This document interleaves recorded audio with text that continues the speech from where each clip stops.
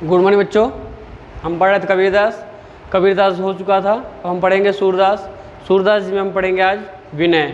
तो आप अच्छे से देखिएगा वीडियो को, और पीछे के पार्ट में जो भी आपको समझ में ना आया होगा आप उसको मैसेज करके पूछ सकते हैं, ठीक है। तो आप देखिए पार्ट में सूरदास जी ने क्या बताया है। अब देखिए सूरदास जी जो हैं वो वात्सल्य और श्रृंगार हर प्रकार की रचनाएँ करते हैं।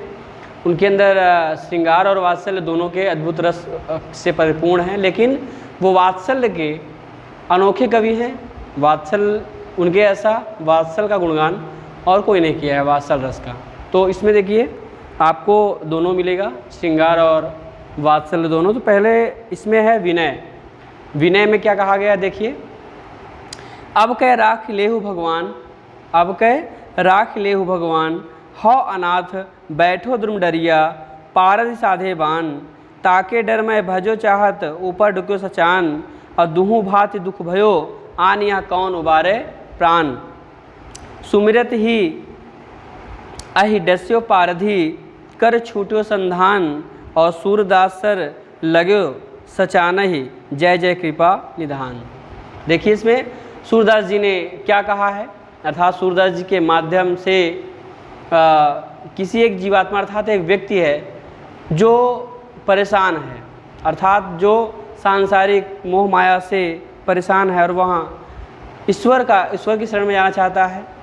तो देखिए क्या कहा गया कि अब कह राख लेहु भगवान, अर्थात वहाँ एक व्यक्ति है जो ईश्वर की भक्ति करने के लिए अर्थात सांसारिक मोह माया से, सांसारिक जन्म मरण के बंधन से मुक्त होना चाहता है। और वहाँ कहता क्या है कि अब कह आके लेहु भगवान, अर्थात कि हे ईश्वर अब की बार मुझे मेरी रक्षा कर लो। राख मतलब होता है रक्षा करना, अर्थात हे ईश्वर हे परमात्मा मेरी रक्षा करो, अर्थात अब मेरी रक्षा करो, अर्थात अब तुम्हारे सिवा मेरा इस संसार में और कोई नहीं है।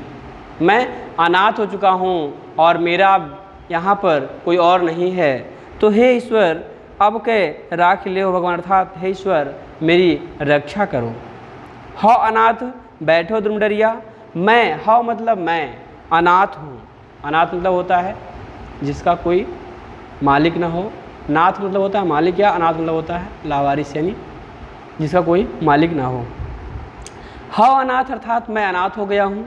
बैठो द्रुम डरिया अर्थात कि बैठा हुआ द्रुम वृक्ष के शाखा पर, अर्थात मैं एक ऐसा व्यक्ति हूँ कि मैं अनाथ हो गया हूँ और एक वृक्ष की शाखा पर बैठे हुए वृक्ष की, ध्रुव मतलब होता है वृक्ष, डारियाँ मतलब शाखाएँ, पारधि साधे बाण, पारधि मतलब होता है शिकारी बहेलिया, साधे बाण बाण को साधा हुआ, साधा मतलब संधान करना, अर्थात लक्ष्य भेद करने के लिए, लक्ष्य को भेदने के लिए संधान करना।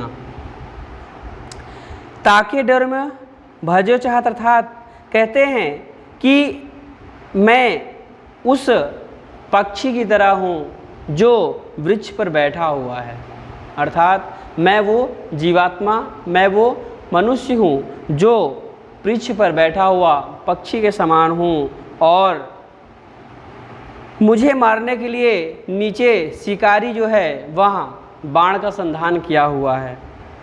बैठो द्रुम डरिया पारद साधे बाण, और ताके डर में भजो चाहत, अर्थात उसके डर से मैं भागना चाहता हूँ। ताके उसके डर मैं भाज्यो भागना चाहता हूँ। ऊपर ढिको सचान, और लेकिन उस वृक्ष के ऊपर कौन है, सचान मतलब बाज, ढिक्यो मतलब झुका हुआ, अर्थात देख रहा है, छुपा हुआ है। अर्थात कहते हैं कि मैं जिस वृक्ष रूपी शाखा पर बैठा हुआ हूँ उस वृक्ष के ऊपर बाज पक्षी छिपा हुआ है जो मेरा शिकार करने के लिए ताक रहा है, और नीचे शिकारी बाण का संधान किया हुआ है। अब मैं कहाँ जाऊँ, दुहु भाति दुख भयो आन यहाँ कौन उबारे प्राण, अर्थात दोनों प्रकार से मुझे दुख ही है। दुहु भाति दुख भयो आन, अर्थात इस समय मेरे जीवन में दोनों प्रकार से कष्ट ही कष्ट है। यहाँ पे कहने का तात्पर्य है कि जो मनुष्य है, जो जीवात्मा है, वह पक्षी रूप में कहता है कि मैं जिस वृक्ष की शाखा पर बैठा हुआ हूँ, अगर मैं उड़ जाऊँ तो मुझे बाज पक्षी मार खा जाएगा, अगर मैं नहीं उड़ता हूँ, मैं बैठा रहता हूँ, तो मुझे शिकारी अपने बाण से मार डालेगा, अर्थात मेरा मरना निश्चित हो गया है। हे ईश्वर, अब मुझे मेरे प्राणों की रक्षा करिए, अब मुझे इस दुख से दूर करिए, अर्थात मेरे जीवन से इस दुख को भगा दीजिए, अर्थात मुझे मेरे प्राणों को अब उबार दीजिए। सुमिरत ही अहिडस्यो पारधि कर छूट संधान, इतना स्मरण करते ही, सुमिरत मतलब स्मरण करना यानी ईश्वर का स्मरण करते ही, डस्यो पारधि अर्थात उस वृक्ष के नीचे जड़ में एक बिल बना हुआ था, उस बिल से एक सर्प निकलता है और वह सर्प उस पारधि अर्थात शिकारी को डस लेता है। सुमिरत ही अहिडस्यो पारधि अर्थात स्मरण करते ही वह सर्प जो बिल से निकलता है उस पारधि को, शिकारी को डस लेता है और उसके हाथों से जो बाण छूटता है वहाँ जाकर के किसे लगता है, लक्ष्य भेद नहीं हो पाता, बल्कि वहाँ थोड़ा सा और आगे बढ़ कर के शिकारी का जो बाण था वह बाज को लग जाता है। देखिए, कर छूटो संधान अर्थात उसके हाथों, कर मतलब हाथों से, संधान लक्ष्य भेद का अर्थात संधान मतलब बाण छूट करके उस बाज को लग जाता है। और सूरदास जी कहते हैं सर लग्यो सचाने, अर्थात सूरदास जी कहते हैं सर मतलब होता है बाण, बाण लग्यो लगते ही, सचाना ही अर्थात सचाना मतलब बाज को बाण लग जाता है और कहते हैं कि जय जय कृपा निधान, अर्थात हे ईश्वर, उस ईश्वर की जय हो जो उस व्यक्ति को अर्थात मुझ जैसे जीवात्मा को इस बाज और बहेलिए से, शिकारी से बचा लिया। अर्थात कहते हैं कि ऐसे कार्य अर्थात ऐसे समय में सिर्फ ईश्वर ही ऐसा होता है जो व्यक्ति का साथ दे सकता है, जो उसे इस संकट से, इस विपत्ति से मुक्ति दिला सकता है, इस विपत्ति से उसे उस विपत्ति से दूर जा सकता है। तो कहने का तात्पर्य यह है कि ईश्वर ही ऐसा होता है जो हमें कभी भी दुख नहीं देता बल्कि कष्ट देता है, तो वहाँ भी एक सीख होती है और उसका जो कष्ट देना होता है वहाँ जीवन में बहुत सी सीख दे जाता है। इस प्रकार से वो दुख हमें नहीं देता बल्कि हमें क्या देता है, सीख देता है, ज्ञान देता है, शिक्षा देता है। तो यहाँ पर सूरदास जी ने ये बताया। अभी आप चाहे पक्षी पर रख सकते हैं और या जीवात्मा पर रख सकते हैं। जीवात्मा पर रखना हो देख लीजिए उसका भी अर्थ क्या होगा कि अब कह राख अर्थात जीवात्मा कहता है ईश्वर मेरी रक्षा करो, हाँ अनाथ, मैं अनाथ हो गया हूँ, मेरे माता पिता भाई बहन मेरा कोई भी नहीं इस संसार में नहीं है, अर्थात मैं अब अनाथ हो चुका हूँ, मैं इस संसार रूपी वृक्ष पर, शाखा पर बैठा हुआ हूँ, जो जिस पर बहेलिया अर्थात शिकारी यानी मोह, माया, द्वेष, ईर्ष्या, बुराई, ये सब क्या हैं, शिकारी के बाण हैं जो मेरा संधान अर्थात मुझे मारना चाहते हैं। ताकि वो डर भजो चाहत अर्थात उनके डर से मैं भाग करके आपकी शरण में आना चाहता हूँ, आपकी भक्ति करना चाहता हूँ, लेकिन मैं इस मोह माया में, सांसारिक वासनाओं में, माया में फंस चुका हूँ, मैं आपके पास नहीं आ पा रहा हूँ, आपकी भक्ति नहीं कर पा रहा हूँ, मैं उसके डर से भागना चाहता हूँ। लेकिन उसके ऊपर कौन है, काल अर्थात मृत्यु। अब देखिए ढुको सचान अर्थात सचान मतलब सचान को यहाँ पे आप रख सकते हैं किस पर, मृत्यु पर, अर्थात कि उसके ऊपर मृत्यु है जो उससे भी मुझे डर लग रहा है। और अगर मैं नीचे रहता हूँ, धरती पे हूँ, तो सांसारिक मोह माया, ईर्ष्या, घृणा, द्वेष, बुराई, इन सब शिकारी के बाण से मैं घायल हो जाऊँगा, आहत हो जाऊँगा। तो मैं आपकी भक्ति करूँ कैसे, मैं आपके पास कैसे आऊँ। तो ईश्वर का स्मरण करते ही अर्थात कहते हैं कि दोनों भांत से मुझे दुखी, दोनों प्रकार से मुझे दुख है, अब मेरे प्राण को कौन बचाए आपके सिवा। फिर ईश्वर का स्मरण करते ही, ईश्वर स्मरण करते ही जब अपने पास उस भक्त को बुला लेते हैं तो ईर्ष्या, द्वेष, घृणा, बुराई, इन सब शिकारी के बाण नष्ट हो जाते हैं और उनके हाथों से ये बाण छूटने के बाद वह व्यक्ति जो होता है वह मोक्ष को प्राप्त कर लेता है और काल जो मृत्यु होता है वह भी उसका क्या हो जाता है, गुलाम हो जाता है, वह भी उसका कुछ बिगाड़ नहीं पाता है। और सूरदास जी कहते हैं इस प्रकार से मृत्यु का भी नाश हो गया और शिकारी के सांसारिक जो शिकारी है अर्थात जो संसार में मोह माया बंधन ईर्ष्या जन्म मरण के बंधन हैं, इन सब चीज़ों से उसे मुक्ति मिल जाती है और वहाँ मोक्ष को प्राप्त होता है। इसलिए कहा उन्होंने कि ऐसे कृपा निधान, ऐसे कृपा के सागर ईश्वर को मैं बार बार नमन करता हूँ, प्रणाम करता हूँ। अगला देख लीजिए, मेरो मन अनंत कहाँ सुख पाए, अर्थात कहते हैं कि इसमें कहा गया कि मेरा मन जो है अनंत है, उसका कोई अंत नहीं है, वहाँ कहाँ सुख को प्राप्त कर पाएगा। इस इंसान का जो मन होता है, जो उसकी इच्छाएं होती है वह अनंत होती हैं, उसका कोई अंत नहीं होता है। क्यों? क्योंकि इंसान की इच्छाओं में अगर आपको आज 10 रुपये मिला तो व्यक्ति क्या होता है, अर्थात छोटा सा बालक अगर है उसे 10 रुपये दिया जाए, पहले वह 1 रुपये चाहता है, उससे 1 रुपये दिया गया 10 रुपये की मांग करेगा, 10 रुपये दिया गया 100 की मांग करेगा, 100 दिया गया 1000 की मांग, 1000 से 10,000, ऐसे उसकी इच्छा बढ़ती जाएगी। वैसे ही मनुष्य होता है, मनुष्य की इच्छाएं क्या होती हैं, अनंत होती हैं, उसका कोई अंत नहीं होता है, उसकी इच्छाएं हमेशा बढ़ती रहती हैं। उसे जितना मिलता है उससे अधिक वहाँ चाहता है कि मुझे इससे और अधिक मिल जाए, कुछ और मिल जाए। तो इस प्रकार से क्या करता है वो, उन्होंने क्या कहा, सूरदास जी ने कहा कि मेरो मन अनंत है। यहाँ पर एक पक्षी के समान, जीवात्मा जो है वो पक्षी के समान है कि मेरा मन अनंत है।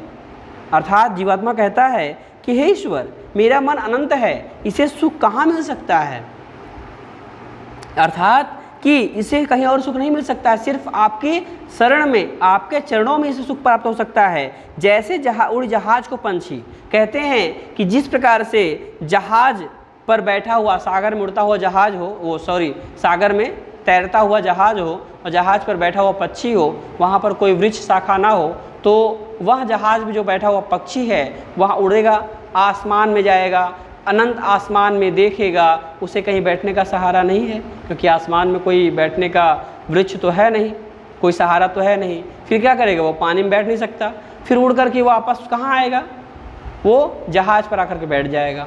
उसी प्रकार कहा गया कि जो जीवात्मा है वहाँ भी भटकता रहता है, ईश्वर को ना पा करके वहाँ इधर उधर भटकता है।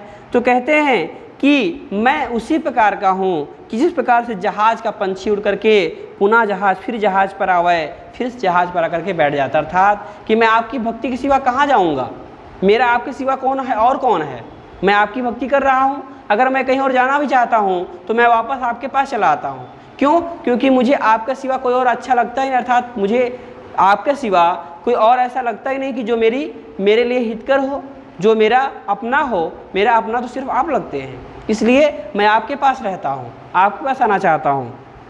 आगे देखिए, कमल नयन को छाड़ी महात्म, यहाँ पर सूरदास जी ने कहा कि कमल नयन अर्थात जिसके नयन, जिसकी आंखें कमल के समान सुंदर हो, उनको छोड़ करके छाड़ी महात्म अर्थात उस ईश्वर को, उस महात्मा को छोड़ करके और देव को ध्यावे, अर्थात मैं और किस देवता की पूजा करूं, मैं उस कमल के समान आँखों वाले ईश्वर को, अपने परमात्मा श्री कृष्ण को छोड़ करके मैं और किसकी भक्ति करूं, मैं किस और देवता की भक्ति करूं, मुझे किसी और देवता की भक्ति नहीं करनी है।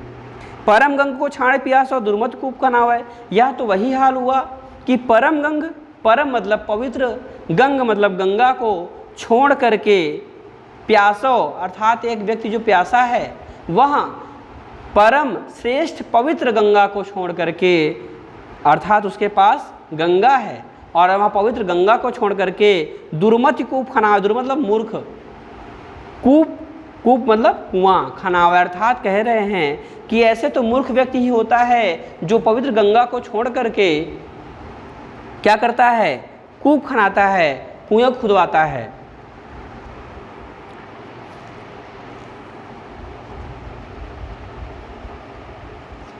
आगे देखिए, दुर्मत कूप खनावे अर्थात मूर्ख लोग क्या करते हैं, कुआं खुदवाते हैं। जी मधुकर अंबुज रस चाख्यो क्यों करील फल पावे, अर्थात कि जिसे मधुकर मतलब भंवरा, अर्थात जिस प्रकार से जो भंवरा एक बार, अंबुज मतलब कमल, अर्थात जो भंवरा एक बार अंबुज कमल के रस का पान कर ले, चख ले उसे फिर करील के फल अच्छे नहीं लगते। करील मतलब होता है कड़वा फल होता है।